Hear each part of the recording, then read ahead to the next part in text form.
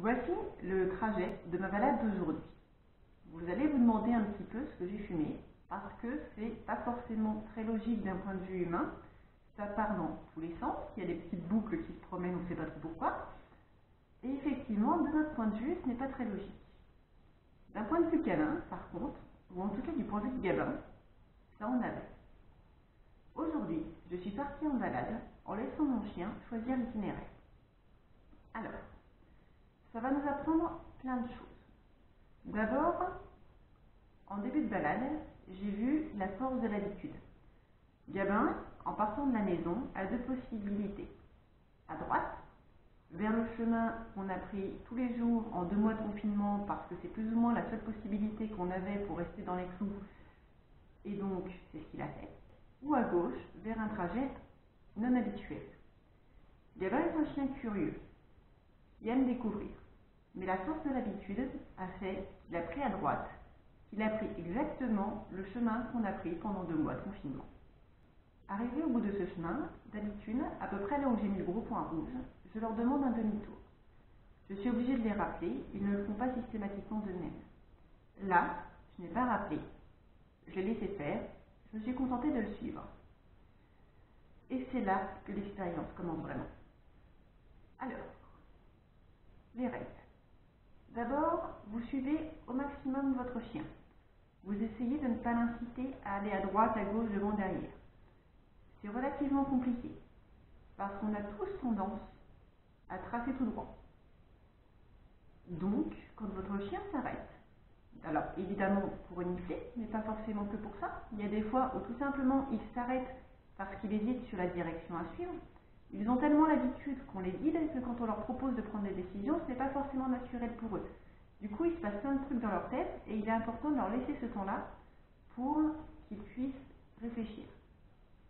On va aussi avoir tendance, même sur ces pauses, à se caler un petit peu plus dans telle ou telle direction. Le placement va être important, vous allez le voir, ça va vachement les influencer. Du coup, essayez d'être le plus neutre possible. Au niveau du matériel, prenez donc collier ou harnais en fonction de ce que vous mettez d'habitude et essayez de prendre une laisse un petit peu plus longue que d'habitude. La laisse courte va être plus compliquée à gérer parce que vous allez plus facilement influencer votre chien. Moi j'ai pris ma longe de 10 mètres parce que je n'avais que ça sous la main, mais c'est un petit peu long pour aller en ville là où il a voulu aller. Du coup j'ai été obligée de moduler un petit peu la longueur pendant tout le long de la balade en fonction de l'environnement. Une laisse de 3-4 mètres c'est pas mal. Donc vous laissez votre chien choisir, s'arrêter, renifler, réfléchir, regarder à droite à gauche et profiter. Et vous, tout simplement, vous suivez et vous essayez de l'influencer le moins possible. Et vous allez voir, c'est pas si évident que ça. Alors bien sûr, il y a des moments où vous allez être obligé d'intervenir. Gabin, par exemple, aurait adoré aller visiter la boulangerie, ou mieux, la boucherie. Seulement, le commerçant n'est pas forcément d'accord. Du coup, dans ces cas-là, on se contente de ne pas suivre, de bloquer, et on attend qu'il choisisse une autre possibilité. Et il reprend sa route, il va ailleurs.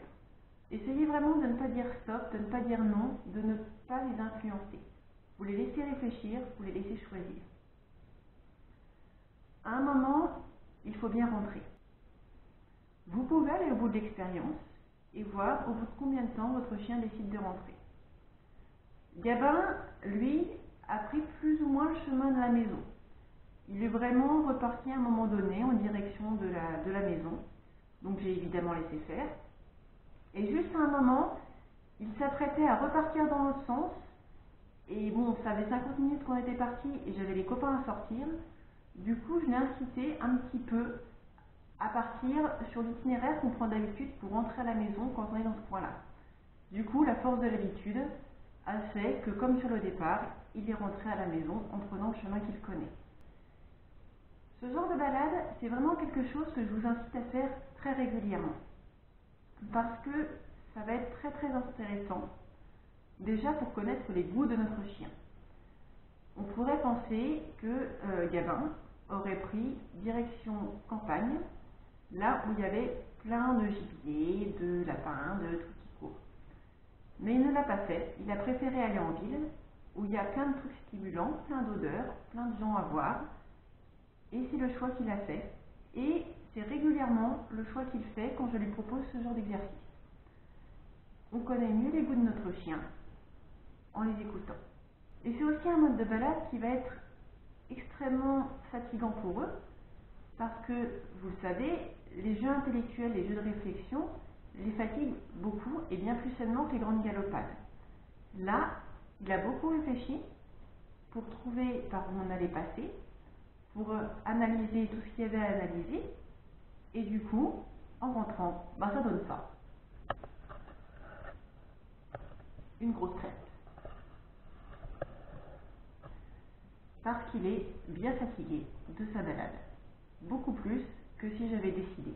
Donc voilà, c'est vraiment quelque chose que je vous incite à faire régulièrement, et au moins une fois, pour connaître les goûts de votre chien, et savoir où c'est qu'il va vous emmener.